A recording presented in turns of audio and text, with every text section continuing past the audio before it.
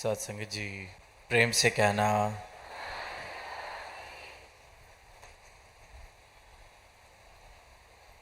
आज यहाँ सुल्तानपुर में सत्संग का सब आनंद ले रहे हैं। महापुरुषों के संतों के वचनों को श्रवण कर रहे हैं। सबकी आत्मा, सबकी रूह इस परमपिता परमात्मा की महिमा गाते हुए इसके यशोगान में आनंदित हो रही है, झूम रही है। और इस आनंद की लहर को देखते हुए इसमें शामिल होने के लिए दूर दूर से सब चल के आए हैं। और एक एक संत का यही प्रयास रहा है कि ये आनंद, ये मस्ती, ये जो रूह की खुराक है, आत्मा की खुराक है, ये जो परमात्मा से मिलन होने के बाद इस आत्मा का जो जीवन में अवस्था मिली है, हर एक का यही प्रयास है कि ये अवस्था मुझ तक सीमित ना रह जाए, सिर्फ मैं इसका भागीदार बनकर ना रह जाऊं। इसलिए अपने मन के भाव सबके साथ साझा करते हैं। इसलिए ये आवाज़ देते हैं खुले मैदानों में, गाकर, नाचकर, शब्दों द्वारा, कि अपनी आत्मा का कल्याण कर लिया जाए। ये जो जीवन मिला है, इस जीवन का जो मकसद है, इसे पूरा कर लिया जाए। जिस प्रकार से इंसान अपना जीवन जी रहा है, आज देखते हैं, चाहे बड़े से बड़े दायरे में देखें, समाज के तल पर, विदेश के तल पर, विश्व के तल पर, या फिर अपने घरों में किसी भी तल पर इस बात को देखें तो मनों में संकीर्णताएं बढ़ती जा रही हैं, दीवारें बनती जा रही हैं। पहले ही इंसान ने भेदभाव करने के लिए कोई कम कारण नहीं ढूंढ रखे थे, और समय के साथ लगा के जितनी तरक्की इंसान ने की है विज्ञान के द्वारा, या जितनी दौलत शौहरत इंसान ने कमाई है, शायद ये जो भेदभाव हैं, शायद ये जो कारण हैं भेदभाव बनाने वाले, फ़र्क बनाने वाले, दीवारें बनाने वाले, शायद ये कम हो जाएंगे। पर देखा गया है, देखा जा रहा है कि भौतिक तरक्कियों का कोई इस प्रकार का असर समाज पर या इंसान पर नहीं हो रहा। फर्क मिट नहीं रहे, बल्कि बढ़ते चले जा रहे हैं। अगर फर्क पहले सामाजिक तल पर इस प्रकार थे कि जाति पाति का फर्क, रंग नस्ल का फर्क, तो आज वो जो संकीर्णताएं हैं और फ़र्क हैं वो इतने छोटे दायरे में आ गए हैं कि बाप बेटे में फ़र्क आ गया है, भाई भाई में फ़र्क आ गया है। कल तक तो सिर्फ जात पात की लड़ाई कर रहा था इंसान कि मेरी जाति ऊंची और फलानी जाति नीची, मेरी भाषा वाले ऊंचे, फलानी भाषा वाले नीचे। पर तरक्कियों का इस प्रकार का असर हुआ है, भौतिकता का सरूर इस तरह से चढ़ा है इंसान पर कि घर घर में, चार दीवारी में जो साथ रहने वाले लोग हैं उनमें भी आपस में फ़र्क आ रहे हैं, रिश्तों में दूरियां आ रही हैं। कहाँ इंसान को लगा था कि इतनी तरक्की प्राप्त करके, दौलत हासिल करके, उपलब्धियां प्राप्त करके जीवन में कोई अमीरी आएगी, जीवन जीने का मेरा जो तरीका है कोई बहुत ऊंचे दर्जे का हो जाएगा। पर जितना जितना इंसान ने उपलब्धियों को बटोरा है, उतना ही देखने को मिलता है कि इंसान का दिल उतना ही छोटा होता जा रहा है। कहाँ लगा था कि धन दौलत प्राप्त करके हृदय विशाल होगा, खुद को कोई अमीर कह सकेगा। जैसे जगह का नाम है सुल्तानपुर, तो शायद कोई सुल्तान जैसा जीवन, शहंशाह जैसा जीवन जी सकेगा। पर देखा जा रहा है मानवता, मानव इंसान तो सुल्तान वाला जीवन नहीं बल्कि कंगाल वाला जीवन जीता जा रहा है। और कंगालता का कारण इंसान अपनी खुद है। सब कुछ हासिल जिसने कर लिया वो भी खुद को कंगाल समझता है, उसको भी लगता है कि कुछ प्राप्त नहीं किया। शायर ने पंक्तियां लिखी हैं कि हसरतों का हो गया है इस कदर दिल में हजूम, कि सांसें रास्ता ढूंढती हैं आने जाने के लिए। कि ये हसरतें, इच्छाएं, तृष्णा, ख्वाहिशें, मांगें इस प्रकार से इकट्ठी हो गई हैं, हजूम इनका इकट्ठा हो गया है, भीड़ इनकी इकट्ठी हो गई है कि सांसों को भी रास्ता ढूंढना पड़ रहा है आने जाने के लिए। इतनी सहज एक प्रक्रिया सांस, कहने का भाव यही कि इतना सरल जीवन जो सुख में और सुकून में बिताया जा सकता है, इतना सरल, जैसे सांस लेना सरल है, इतना ही सरल है एक आनंदमय जीवन जीना। पर इंसान ने हसरतों के बोझ के तले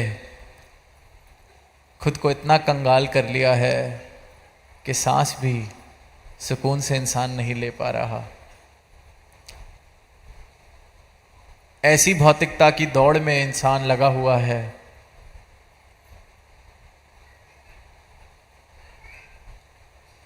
कि आराम ही नहीं है। सुल्तान तो तब कहा जाए कि अपनी मर्जी से आराम कर सके, अपनी मर्जी से अपने मन की दशा को संभाल सके। यहाँ तो हाल ऐसा है कि कोई ज़रा सा कुछ कह जाता है तो एक अच्छा खासा किसी का दिन चल रहा होता है और बिल्कुल ख़राब। सुबह बहुत अच्छा दिन किसी ने अपना शुरू किया और रास्ते में चलते हुए किसी ने ज़रा मुस्कुरा के नहीं देखा या ठीक से संबोधित नहीं किया तो इंसान तिल मिला जाता है। तो ऐसी दशा किस प्रकार हो गई इंसान की। कोई पढ़ लिख के अफसर बना, कोई धन दौलत यश प्राप्त करके कोई बहुत ऊंची हस्ती बना, तो फिर उस हस्ती के साथ या उस पद के साथ तो सुल्तान जैसा जीवन या शहंशाह जैसा जीवन पल्ले आना चाहिए था। पर ऐसी उपलब्धियां हासिल करके ये दशा किस प्रकार हो जाती है कि कोई छोटा सा मेरे सत्कार में कमी कर दे तो मैं तिल में ला गया। आपा खो बैठता है इंसान अपना। ऐसी दशा भी, ऐसा जीवन भी किस प्रकार का जीवन हुआ। ये तो कंगालता वाला जीवन है। और इसके पीछे कारण क्या है? क्योंकि इंसान ने अपना अस्तित्व, अपनी पहचान सिर्फ और सिर्फ इन उपलब्धियों को, इन धन दौलत, यश, वैभव, संसार के इन पैमानों को अपनी हस्ती बना लिया है। अपनी कीमत सिर्फ और सिर्फ इनकी वजह से लगाता है इंसान। जितना जिसके पास है उसको लगता है वो उतना ऊंचा हो गया, उतना कीमती हो गया, उतना उसका स्थान इस समाज में ऊंचा हो गया। और फिर वो ऊंचाई हासिल कर कर सारे टाइम, हर वक्त, हर पल ये परेशानी कि अब ये ऊंचाई बनी कैसे रहे। एक कहानी दास को याद आ रही है कि एक बार एक फकीर भक्त परमात्मा का आनंदमय जीवन जीता। कुछ उसके शिष्य जिनको अपने साथ उसने अपने पास रखा हुआ, जो उससे अध्यात्म की शिक्षा प्राप्त कर रहे थे, भक्ति की राह पर चलना सीख रहे थे। तो एक दिन वो फ़कीर अपने शिष्यों के साथ, अपने बच्चों के साथ बाज़ार में निकल पड़ता है।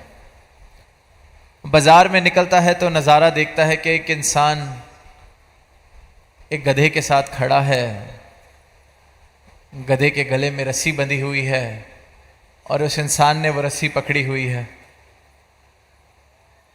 तो वो फ़कीर वो नज़ारा देख के अपने सारे शिष्यों को जो उसके साथ चल रहे होते हैं एक कोने में खड़ा कर लेता है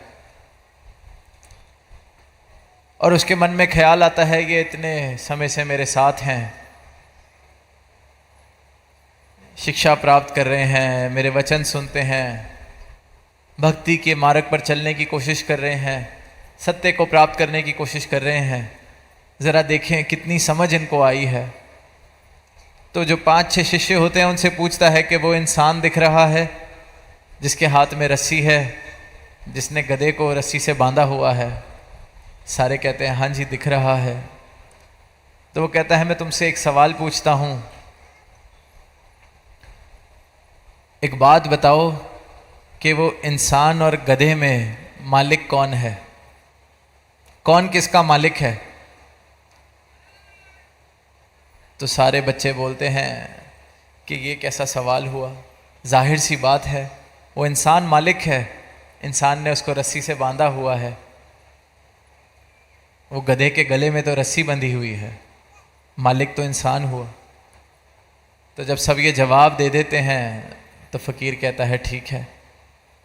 अब फ़कीर पीछे से जाता है और एक कैंची से उस रस्सी को काट देता है और जैसे ही रस्सी कटती है तो वो गधा वहाँ से भाग जाता है और गधा जैसे ही भागता है तो वो इंसान जिसने उस गधे को बांधा होता है अब वो उसके पीछे पीछे दौड़ रहा है, उसको पकड़ने की कोशिश कर रहा है।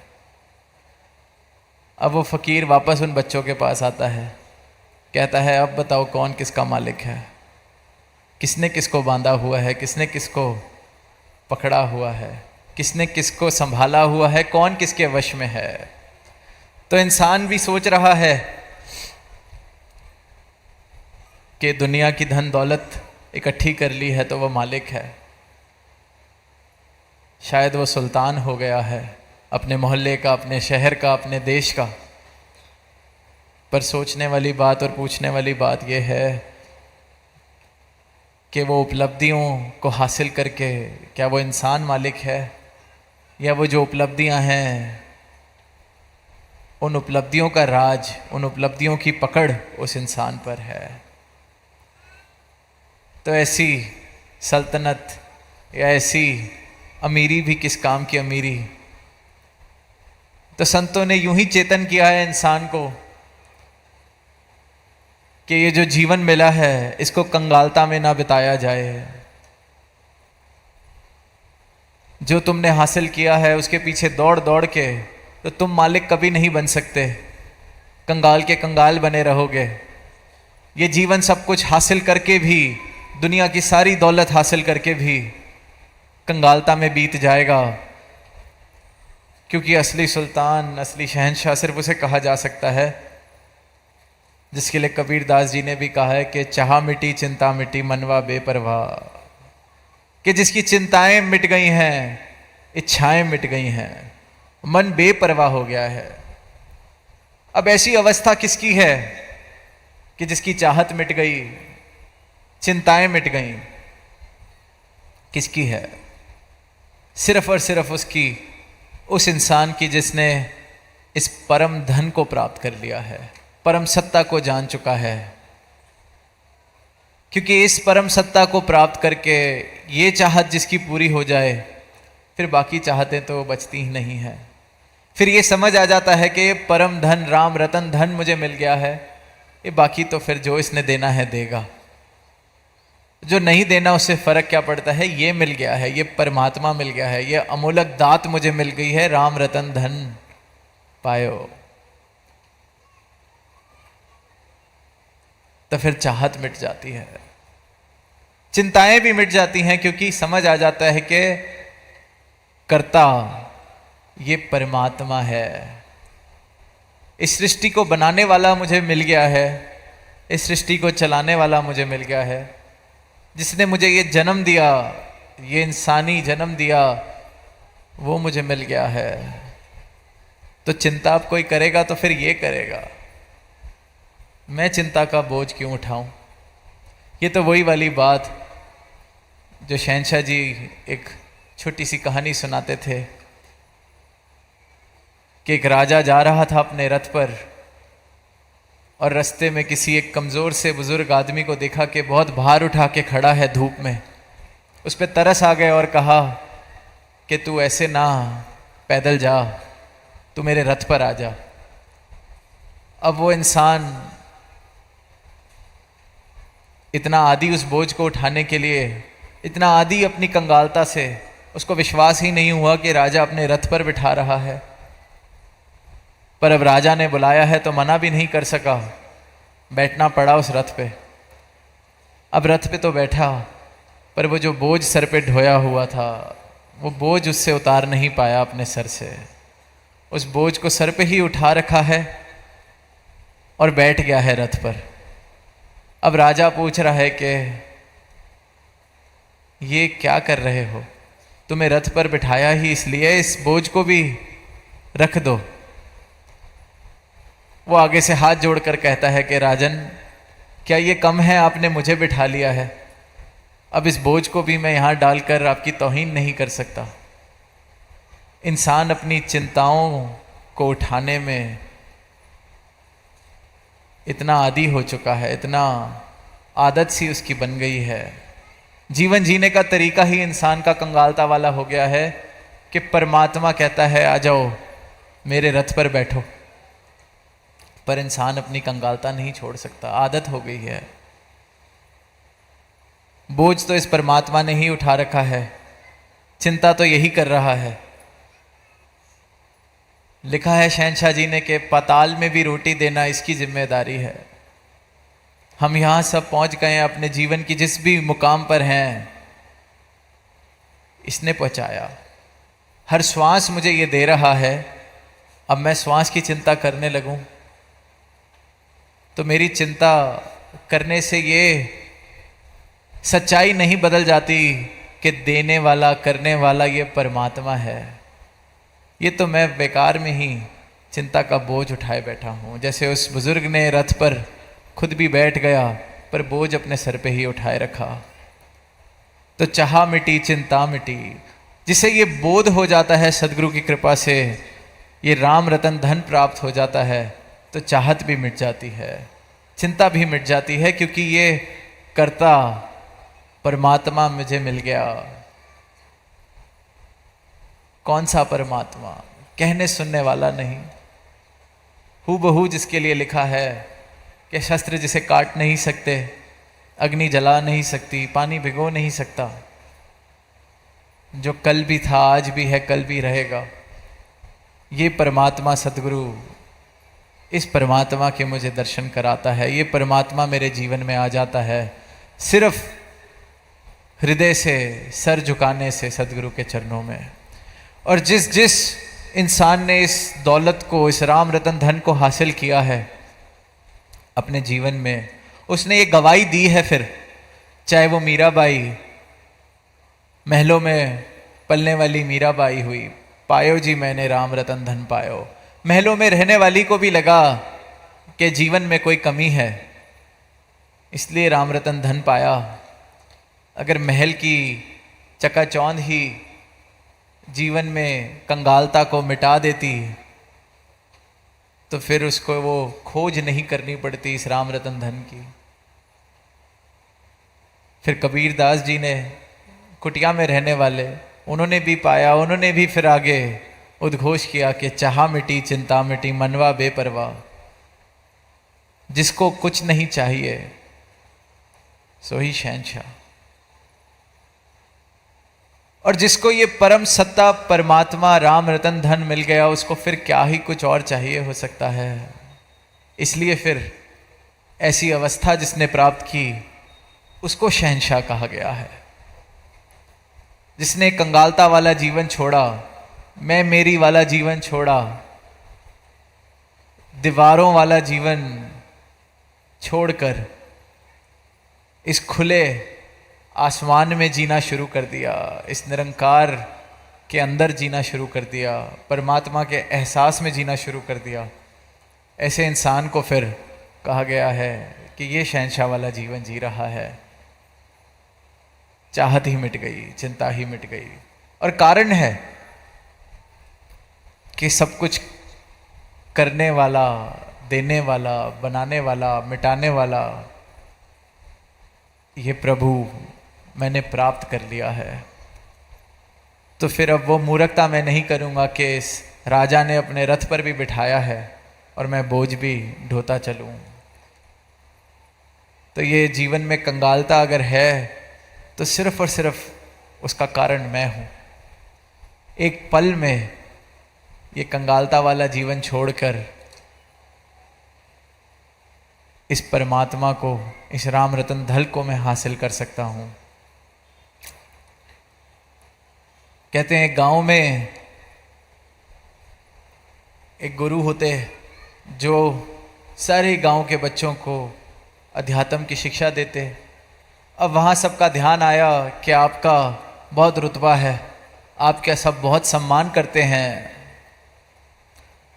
आप हमारे राजा से कहिए कि यहाँ एक छोटा सा स्कूल बनवा दें। आपकी बात वो नहीं टालेंगे, आप कहेंगे तो वो ज़रूर करेंगे ये बात पूरी। अब वो गुरु आगे से बोले कि वैसे तो मेरा उधर जाना आना नहीं है, पर अब तुम्हारा इतना प्रेम है तो तुम्हारे लिए मैं चला जाता हूँ। अब वो गए तो पता चला कि अभी राजा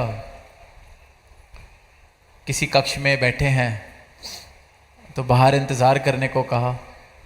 अब इंतज़ार करते करते वो गुरु जो बाहर बैठा है अपने शिष्यों के लिए, उनके परिवार की वो ख्वाहिश पूरी करने के लिए बैठा है।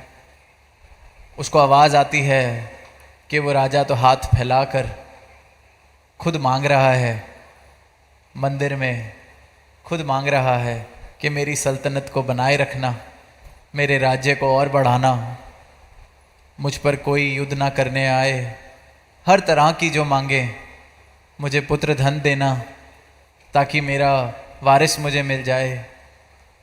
हर तरह की मांग करी जा रही है राजा के द्वारा। अब इससे पहले वो फ्री होता वहाँ से और बाहर आता उनको मिलने, गुरु वापस चला गया और उसके बच्चों ने पूछा कि आप मिला है राजा से, आपने बात की वो स्कूल बनाने की? तो गुरु ने आगे से बोला कि किस बात का राजा, वो तो हाथ फैला के तुमसे भी बुरी हालत में है, जितनी तुम्हारी मांगे नहीं उससे ज़्यादा मांगे तो उस राजा की हैं। वो राजा नहीं है, उससे अच्छी अवस्था, उससे बड़े राजा तो तुम ही हो। और मैं तो यही कहूँगा उसका रास्ता छोड़ो जो तुम्हें धन मिला है, इससे ऊपर के जीवन पे, इससे ऊपर की यात्रा तुम करो। वो राजा नहीं, वो तो तुमसे भी बड़ा मांगता है, तुमसे भी ज़्यादा कंगालता वाली उसकी हालत है। तो यही हाल है इंसान का है, जहाँ जीवन हीरे जैसा जीवन मिला है उसको कौड़ियों के भाव लुटा रहा है और कोई और उससे ये काम नहीं करवा रहा। उसकी अपनी अज्ञानता, उसका अपना अंधकार, उसका अपना अहंकार उसको मजबूर कर रहा है कि वो ऐसा दरिद्र जीवन जिए, ऐसा जीवन जिए कि अंत में तरस आ जाए कि मौका तो मिला था मंजिल मकसूद हासिल करने का, पर ये इंसान तो कंकड़ पत्थर इकट्ठे करते रह गया, मिट्टी के ढेर बनाते रह गया और मिट्टी ने तो वहीं का वहीं रह जाना है। ना उसकी कीमत कल थी, ना आज है, ना कल होगी। कीमत है तो सिर्फ इस एक अमोलक दात की। ये अमोलक दात प्राप्त करते चले जाएं, ये जीते जी जीवन को संवारते चले जाएं, जीते जी जीवन में इस प्रकार से इस राम रतन धन को बटोरें कि मेरी दौलत ये राम रतन धन हो, ये प्रेम हो, ये प्रेमा भक्ति हो, और ऐसी दौलत का, ऐसे राज्य का मैं सुल्तान बनूं जिसको जितना बांटूं और बढ़ती जाए, जिसको जितना बटोरूं वो और बढ़ती जाए। ऐसी सल्तनत जिसमें जितना सबको बांटूं वो सल्तनत और बढ़ती जाए। ऐसी सल्तनत तो मुबारक है, और ऐसी सल्तनत का हकदार हर एक इंसान है। हर एक इंसान इस दातार को, प्रभु को प्राप्त करके शहंशाह वाला जीवन जी सकता है। चाहत और चिंता मिटाकर एक जीवन जिया जा सकता है, और यही जीवन झोली में डाल रहे हैं सतगुरु। और इसी जीवन को जीते हुए ये संत भक्त अपनी भक्ति कर रहे हैं, और सारे ही संसार को आवाज़ दे रहे हैं कि आओ रब के दर्शन कर लो, परमात्मा को हासिल कर लो, प्राप्त कर लो। इस परमात्मा की महिमा में इस प्रकार से डूब जाओ कि जीवन में आनंद ही आनंद हो, प्रेम ही प्रेम हो। और ये प्रेम जो परमात्मा के साथ जब मेरा हो जाता है, मुकम्मल हो जाता है ये प्रेमा भक्ति का रिश्ता, तो फिर ये प्रेम मेरे रिश्तों में भी, मेरे समाज में भी, मेरे घर में भी, कारोबार में भी, सब जगह दिखने लगता है। तो ऐसा जीवन हर एक मानव के हिस्से आए। ये खूबसूरत दुनिया हम सब मिलके सजाते चले जाएं, प्रेम के आधार पर, भक्ति के आधार पर, परमात्मा का सहारा और आधार लेते हुए एक सत्य भरा जीवन, सत्य के साथ हर पल में एहसास है सत्य का हो, इस परम सत्ता का हो, इस अविनाशी का हो। तो ऐसा जीवन वाकई ही मुबारक जीवन है, और ऐसा जीवन सबके हिस्से आए। प्रेम से कहना नानक।